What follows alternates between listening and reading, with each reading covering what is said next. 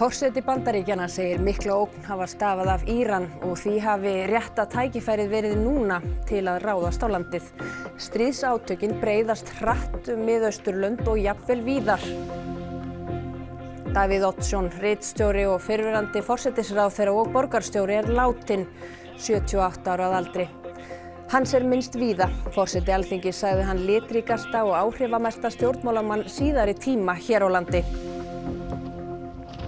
Svartakóf var á Austfjörðum í dag og á Borgarfirði eystra átti fólk í mesta basli með að komast gangandi á milli húsa. Ferðamenn á Egilsstöðum höfðu aldrei séð annað eins.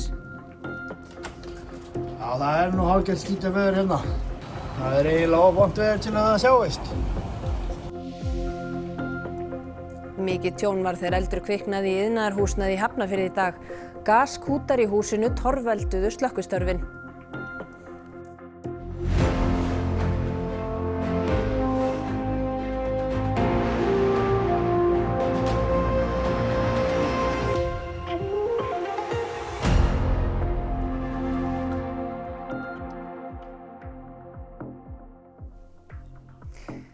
Gott kvöld. Hátt á 700 hafa verið drepnir í Íran undanfarna 3 daga og árásir dynja stöðugt á höfuðborginni Teheran. 9 fórust þegar Íranar réðust á bænahús gyðinga í Ísrael. Leiðtogi Íran segir Bandaríkin og Ísrael misreikna styrk Írans. Árásir hafa dunið á Teheranborg, höfuðborg Írans undanfarna 3 daga. Ísraelsmenn segjast hafa gert umfangsmiklar árásir á Teheran en yfir 130 aðrir staðir í landinu hafa líka orðið fyrir barðinu á árásunum. Íransk stjórnvöld staðfestu í dag að eiginkona Khameneis erkiklerks hefði látist ásamt eiginmanni sínum í árásunum. Rauði hálfmáninn í Íran segir að 550 manns hafi verið drepnir í árásunum hingað til og mikill fjöldi særst. یک بار دیگر امریکا و رژیم صهیونی یک محاسبه غلطی را مبنای یک اقدام ناروا، ناصحیح و ظالمانه قرار دادند و ان شاء الله این محاسبه هم Íranar hafa svarað fyrir sig með árásum víða í Ísrael. Meðal annars réðist íranski byltingavörðurinn á skrifstofu forsætisráðherra Ísraels í Tel Aviv. Þá var ráðist á bænahús gyðinga í borginni Beit Shemesh þar sem 9 voru drepnir. Forsætisráðherra Ísraels kom þangað í dag til að skoða afleiðingar árásanna. When I stand here in a place that was bombarded by the terrorists in Tehran against innocent civilians, you see the difference. The tyrants of Tehran target civilians. We target the tyrants of Tehran to protect civilians. Átökin hafa breiðst hratt út. Hezbollah í Líbanon skaut eldflaugum á Ísrael í gærkvöld sem Ísraelsmenn hafa svarað með árásum, meðal annars á höfuðborgina Beirút. Íranar hafa skotið flaugum og drónum á herstöð í Kúveit, bandaríska herstöð í Bahrein, gasvinnslustöð í Katar, nokkra staði í Sameinuðu arabísku furstadæmunum, skip við strendur Óman, olíuhreinsunarstöð í Sádi-Arabíu, herstöð í Írak og svo var drónum skotið á Jórdaníu. Þá var einnig gerð drónaárás á breska herstöð á Kýpur eftir að Bretar samþykktu að leyfa Bandaríkjamönnum að nota herstöðar sínar til varna. Stjórnvöld á Κύπουρ eru ósátt við það. Και ασφαλώς αυτό είναι το μήνυμα που με σαφήνεια στέλνουμε διαχρονικά ότι η Κυπριακή Δημοκρατία, όπως έχω αναφέρει, αυστηρά προσιλωμένη στον ανθρωπιστικό της ρόλο, αυτό επισημαίνει με κάθε ευκαιρία και στο Ηνωμένο Βασίλειο ότι και οι βρετανικές βάσεις δεν πρέπει να συμμετέχουν σε οποιασδήποτε επιχειρήσεις που έχουν άλλο ρόλο και άλλο στόχο πέραν του ανθρωπιστικού ρόλου. Είναι κάτι το οποίο οφείλουμε να πούμε ότι το βλέπουμε με δυσαρέσκεια. Πρωθυπουργού του Ηνωμένου Βασιλείου δεν υπήρχε σαφής διευκρίνηση ότι οι βρετανικές βάσεις στην Κύπρο σε καμία εκ των περιπτώσεων δεν θα χρησιμοποιούνταν για λόγο άλλο πέραν των ανθρωπιστικών. Hallgrímur, núna eru árásarnar farnar að hafa töluverð áhrif út fyrir átakasvæðin. Já, og það sem kannski mest áberandi þar er mjög skörp hækkun á verði á olíu og gasi. Sérfræðingar telja reyndar svona eins og staðinni núna að það verði ekki kannski mikið langtíma áhrif af þessari hækkun. Dollarinn hækkaði 1% gagnvart svona helstu gjaldmiðlum sem svona kannski bendi til þess að menn telja dollarann svona öruggasta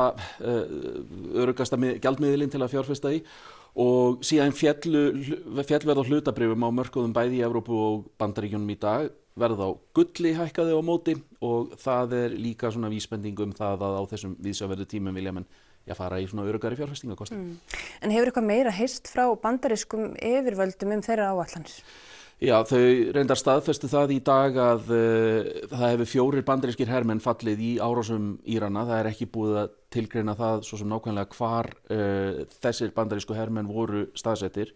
Þá staðfestu Bandaríkjamenn líka það að það hefðu 3 bandarískar þotur verið skotnar niður í Kúveit, eiginlega fyrir slysni af loftvarnarkerfum þeirra í Kúveit. Pete Hegseth varnarmálaráðherra, hann hélt hins vegar blaðamannafund í dag, þar útilokaði hann ekki að landhernaði yrði beitt. Donald Trump, forseti Bandaríkjanna, hann tjáði sig núna líka í fyrsta sinn frá því árásirnar voru gerðar og hann sagði að það væri frekari árásir væntanlegar og hann sagði að Íranar hefðu virt að vettugi viðvaranir Bandaríkjamanna að þær ættu ekki að byggja upp nýja kjarnorkuframleiðslu í stað þeirrar framleiðslu sem Bandaríkjamenn sögðust hafa eyðilagt í júní í fyrra. In addition, the regime's conventional ballistic missile program was growing rapidly and dramatically, and this posed a very clear, colossal threat to America and our forces stationed overseas. The regime already had missiles capable of hitting Europe and our bases, both local and overseas, and would soon have had missiles capable of reaching our beautiful America. This was our last best chance to strike, what we're doing right now, and eliminate the intolerable threats posed by this sick and sinister regime. Og stríðið verður líka á dagskrá í Silfrinu hér á eftir, Sigríður. Jú, hingað koma þau Magnús Þorkell Bernharðsson, sérfræðingur í málefnum Miðausturlanda, Ingibjörg Sólrún Gísladóttir, fyrrverandi utanríkisráðherra og Amit Derayat sem fluttist hingað frá Íran fyrir einum 30 árum. Við ætlum að ræða orsakir ófriðarins og afleiðingar hans í Miðausturlöndum, Bandaríkjunum og víðar. Silfrið verður á sínum stað klukkan 7:15. Missum ekki að því. Davíð Oddsson, ritstjóri, fyrrverandi forsætisráðherra og borgarstjóri, látinn 78 ára að aldri. Hann lést á heimili sínu í gær. Davíð Oddsson fæddist í Reykjavík 17. janúar 1948. Foreldrar hans voru Ingibjörg Kristín Lúðvíksdóttir og Oddur Ólafsson. Davíð lauk stúdentsprófi frá menntaskólanum í Reykjavík. Ég ætla að nefna hér aðeins lítið atriði sem oft gleymist. Lagði tímastund á leiklistarnám en lauk prófi í lögfræði frá Háskóla Íslands. Davíð var kosinn í borgarstjórn 1974 og varð borgarstjóri 1982. Sjálfstæðisflokkurinn í Reykjavík átti gríðarlegu fylgi að fagna á meðan Davíð leiddi listan og til marks það fékk flokkurinn 60,44% atkvæða og 10 borgarfulltrúa af 15 í síðustu borgarstjórnarkosningum Davíðs. Davíð sinnti þáttagerð fyrir útvarp og var í útvarpi Matthildi í samstarfi Hrafn Gunnlaugsson og Þórarinn Eldjárn. Þá lagði hann stund á ritstörf og samdi dægurlega texta og skrifaði leikrit.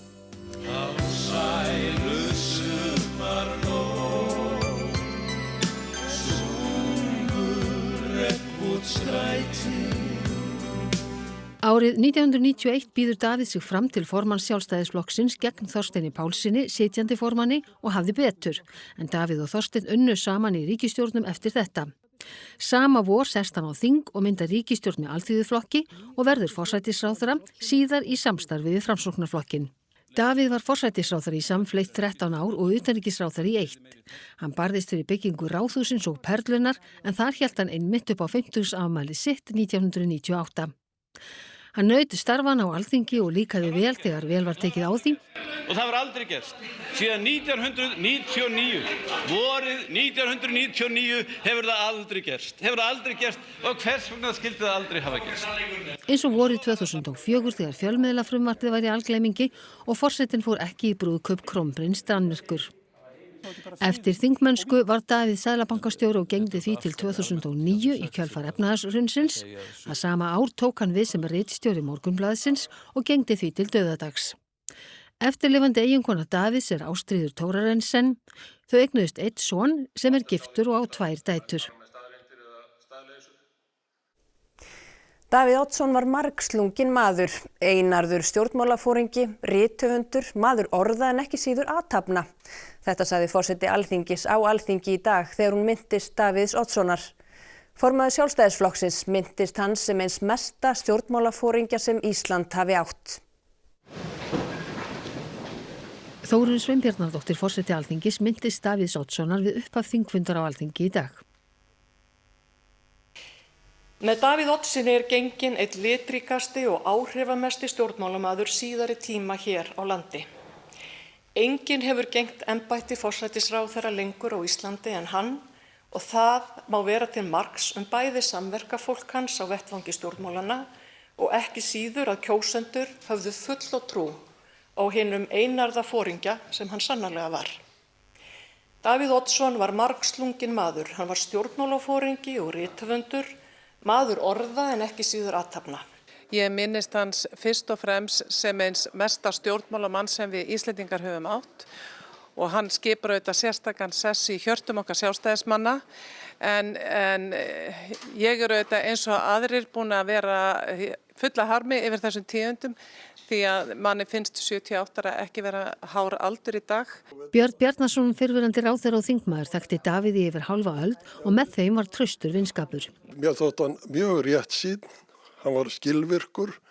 Við sjáum merkið það í borginni, Ráðhúsið og Perluna, Grafarvoginn, hann opnaði það sem byggingaland og borgin dafnaði og hann fekk mjög góða kosningu þegar hann var í framboði í síðasta sinn sem borgarstjóri.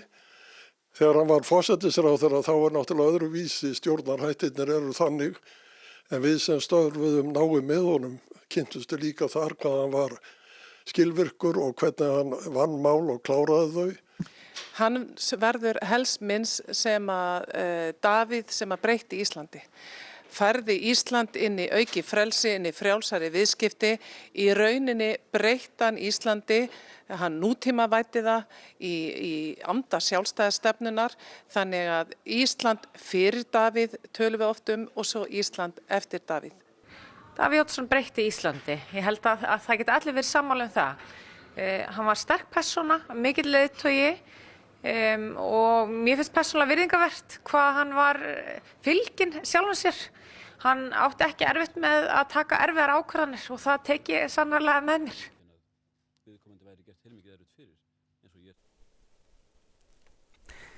Svarta bylur var á Austfjörðum í dag og öllum ráðlagt að halda sig inni. Ferðamenn komust hvorki lönd né strönd. Björgunarsveitir hjálpuðu ökumönnum í vanda, fluttu heilbrigðisstarfsfólk til vinnu og á Borgarfirði eystra komst fólk með erfiðismunum á milli húsa. Þessar myndir voru teknar út húsglugga á Borgarfirði eystra í morgun. Nokkru síðar var ástandið orðið svona. Svarta kóf hinum megin við klaka brynjaða rúðuna og sást ekki í næsta hús. Borgfirðingar vildu þó mæta til vinnu því ekki dugir að hanga heima. Starfsmenn harðfiskverkunarinnar Sporðs brugðu símunum á loft á leiðinni. Þetta alveg. Við erum að reyna að komast í vinnu. Já, það nú hálfgert skítið veður hérna. Það eiginlega vont veður til að það sjáist. Og ekkert bara gerst hérna, nema við flögum nokkra fiskar. Og svo stóð til að komast alla leið heim í hádegismat. Við sem sagt drifum ekki heim í hádegismat við mækur. Við fórum bara, við drifum í Þórshamar. Veður var einna skást á Egilsstöðum en leiðum úr bænum var lokað og allir fjallvegir ófærir. Þjóðveginum á milli Egilsstaða og Mývatns var lokað og sömuleiðis undir Vatnajökli vegna vinds. Við hittum ferðamenn sem sátu fastir á Egilsstöðum en höfðu ætlað til Akureyrar.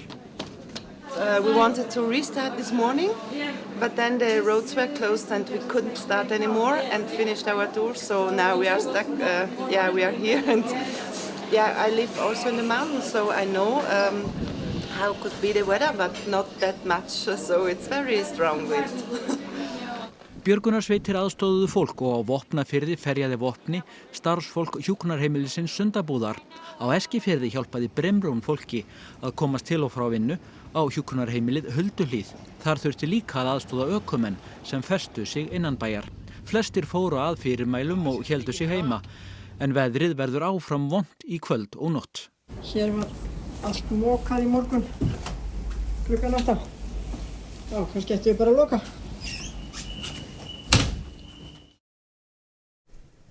Hrafn Guðmundsson, veðurfræðingur, þetta sannkallað mikið vetrarveður. Hvenær á það svo að ganga niður? Já, það gengur nú ekki niður fyrir í kvöld. Í nótt skulum segja. Já, það eiginlega í hámarki í kvöld. Og við sjáum hérna á kortinu að sýnir svona hvar veðurhæðin mest í kvöld. Og það sem svona dökkbleikt eða rautt, þar vest og gul liturinn svo enn verra af ofsaveður. En svona á morgun að þá verður þetta liðið hjá og ég ætla nú að sýna annað kort en það kemur ekki. Þannig að við svona eigum von á því að það verði þessar appelsíngular viðvaranir muni gilda í kvöld og svo detti út miðnætti eða undir miðnætti og breytist í gular. Þetta hríð og mikil snjókoma og mikil laus snjór hérna fyrir og vindurinn náttúrulega alveg upp í rokstyrk sem alveg 28 metrar á sekúndu eitthvað svoleiðis. Þannig að þetta alveg bannbrjálað þarna fyrir austan.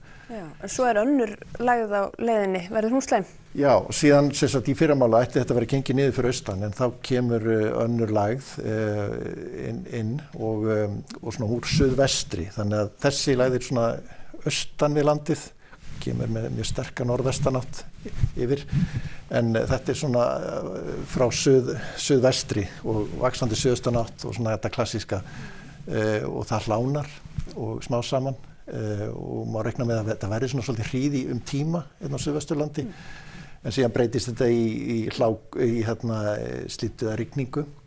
Og síðan líka líkur á því að það myndist mikil hálka, kannski frostrigning. Þannig að það verður hláka hérna á Suðausturlandi á morgun. Já, þannig að það á að vera ná. Þú fær betri yfir í veðurfréttatímanum eftir, takk fyrir. Lögregla rannsakar hvort hrottaleg árás og frelsissvipting í upphafi árs hafi verið tilraun til manndráps. Maður fannst þá illa út leikinn utandyra í miklum kulda eftir að hafa verið misþyrmt í bíl. 4 menn eru með réttarstöðu sakbornings en 2 þeirra, annar á 30-aldri og hinn á 50-aldri, voru úrskurðaðir í gæsluvarðhald.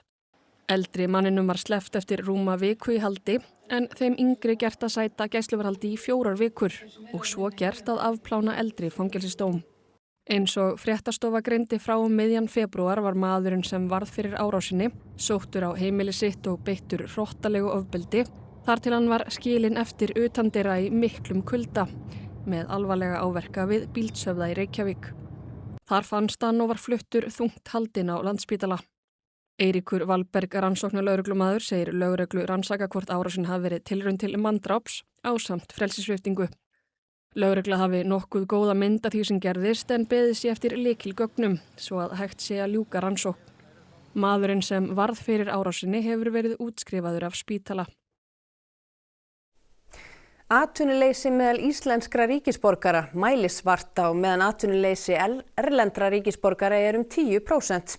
Þetta kom fram í svari forsætisráðherra sem varðist spurningum forystumanna stjórnarandstöðuflokkanna á Alþingi í dag. Spurningarnar snerust fyrst og fremst að þrálátri verðbólgu og auknu atvinnuleysi. Ráðherra viðurkenndi að hagtölur síðustu mánuða væru áhyggjuefni og að áskoranirnar væru margar.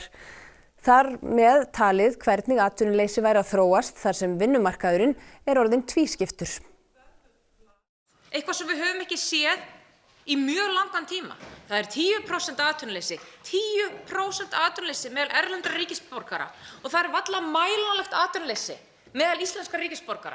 Þetta gerir það að verkum að hefðbundin hagstjórnartól þau að ná með ólíkum hætti til einstaklinga. Þetta eru nýjar aðstæður sem við finnum okkur í. Við erum ekki að koma okkur undan þessum áskorunum. Við erum einfaldlega að benda á það að það ástæða fyrir að þrátt fyrir að það hátt atvinnuleysi neysla áfram sterk.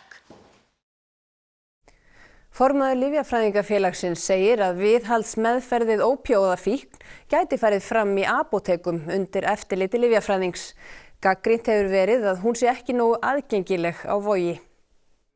Viðhaldsmeðferð við ópíóíðafíkn á Vogi er ekki í samræmi við lágþröskuldaþjónustu að mati Rótarinnar og Matthildar, samtaka sem sérhæfa sig í skaðaminnkun.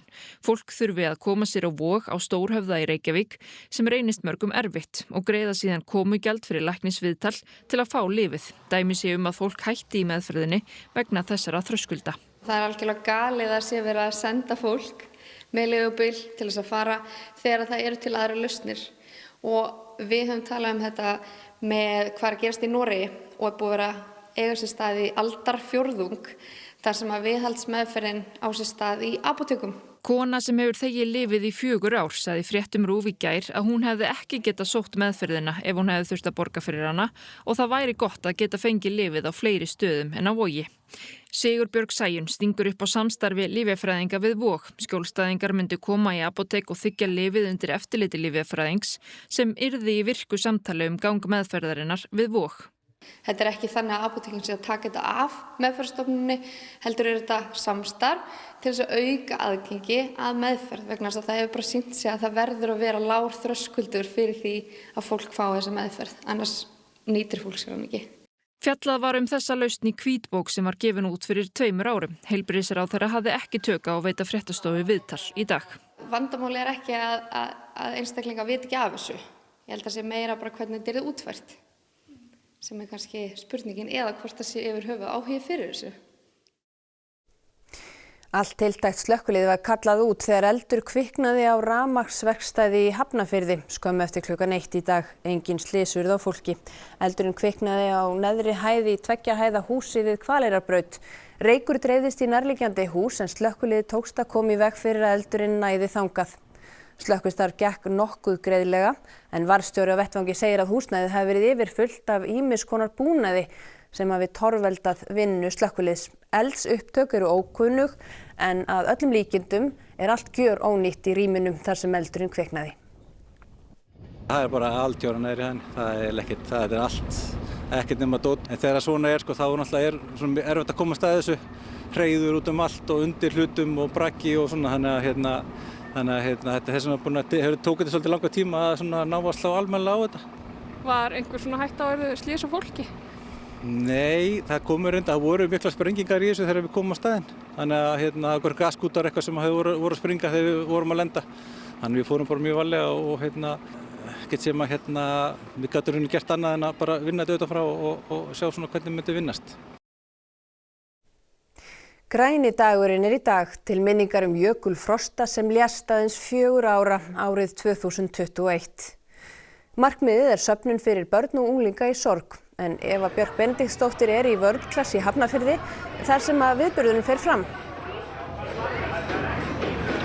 Já, og stemmingin hérna er bara fyrst og fremst góð. Það er góður andi, margt fólk sem hefur verið að taka æfingar á milli þess sem að þekkt tónlistarfólk kemur fram. En það er pabbi hans Jökuls, Daniel, sem að stendur að deginum. Daniel, hvernig hefur þetta gengið fyrir sig í dag? Þetta hefur gengið bara ótrúlega vel og bara framar og björtustu vonum. Það er ótrúlega mikið að fólki mæta hérna og bara styðja við þetta frábæra málefni. Þetta er í 3. skipti sem að þessi dagur er haldinn. Stækkar þetta bara með hverju árinu? Já, nefnilega, þetta stækkar bara með hverju árinu, alveg ótrúlegt. Svo gaman að sjá þetta, bara umfangi og allt sem er í kringum þetta. En þetta er náttúrulega ekki, ég er búinn að vinna þessu síðan í september og loksins er gaman að sjá líka bara það sem maður er búinn að gera og verða að veruleika. Bara eins stórt og þetta er orðið. En hvað þýðingu hefur það fyrir þig að geta staðið svona degi til styrktar góðum málefnum í minningu Jökuls?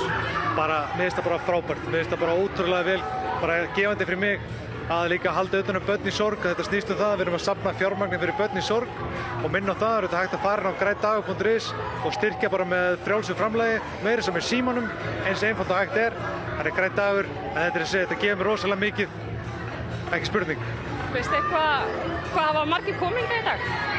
Ég get ekki svarað, það er svona 200 manns að æfa og svo pluss allt flæði sem er að koma inn. Takk fyrir það, Hella. Takk sem leiðis. Við kveðjum þá hérna úr vörnklass. Takk fyrir það, Eva Björk. Og Eva Bergsteinn, hvað ætlið þið svo að bjóða upp á í Kastljósinu í kvöld? Við ætlum að fjalla alþjóðalög og spyrja hvort að þau skipti einhverju máli eftir að Bandaríkin ákveða að ráðast á Íran. Aðeins örfáum vikum eftir að við létu ræna forseta Venesúela og hvaða áhrif það þýðir þá, eða hvað þýðir það þá fyrir minni ríki eins og Ísland. Kári Hólmar Ragnarsson, sérfræðingur í þjóðarétti, ætlar að ræða það við okkur og svo ætlar að tala launaþjófnað. Í Noregi er hann skilgreindur sem glæpur en bara brot á reglum hérna á Íslandi. Örður ætlar að ræða við forseta ASÍ í Alþýðusambands Noregs öllu heldur. Og eftir það þá ætlum við að kíkja á sýninguna Garðinn hjá Íslenska dansflokknum í Borgarleikhúsinu. Missum ekki að því. Og þá skulum líta á það sem ber hæst í íþróttafréttum kvöldsins. Eftir frábæran heimasigur á Litáen á föstudag lendi karlalandslið Íslands í körfubolta á litáuskum vegg ytra í dag. Kvennalandsliðið í fótbolta sækir heimsmeistara Spánar heim á morgun í fyrsta leik sínum í undankeppni HM. Og það er sannkölluð landsleikjavika því á miðvikudag tekur svo kvennalandslið Íslands í handbolta á móti Svartfellingum. Þar hefur hver örfendi leikmaðurinn á fætur öðrum helst úr lestinni. Íþróttir hér eftir fréttir. Og þá skulum við rifja upp það sem var helst í þessum fréttatíma. Forseti Bandaríkjanna segir mikla ógn hafa stafað af Íran og því hafi rétta tækifærið verið núna til að ráðast á landið. Stríðsátökin breiðast hratt Miðausturlönd og jafnvel víðar. Davíð Oddsson, ritstjóri og fyrrverandi forsætisráðherra og borgarstjóri er látinn 78 ára að aldri. Hans er minnst víða. Forseti Alþingis sagði hann litríkasta og áhrifamesta stjórnmálamann síðari tíma hér á landi. Svartakóf var á Austfjörðum í dag og á Borgarfirði eystra átti fólki í mesta basli með að komast gangandi á milli húsa. Ferðamenn á Egilsstöðum höfðu aldrei séð annað eins. Mikið tjón var þegar eldur kviknaði í iðnaðarhúsnæði í Hafnarfirði í dag. Gaskútar í húsinu torvelduðu slökkvistörfin. Þá er þetta upptalið hjá okkur í bili og komið að íþróttum, veðri, kastljósi og silfrinu. Við minnum á netfang fréttastofunar þangað sem hægt er að senda fréttaábendingar. Það er hjá rúv.is, fréttir@ruv.is. En þessum fréttatíma er lokið. Hafið það gott og verið sæl.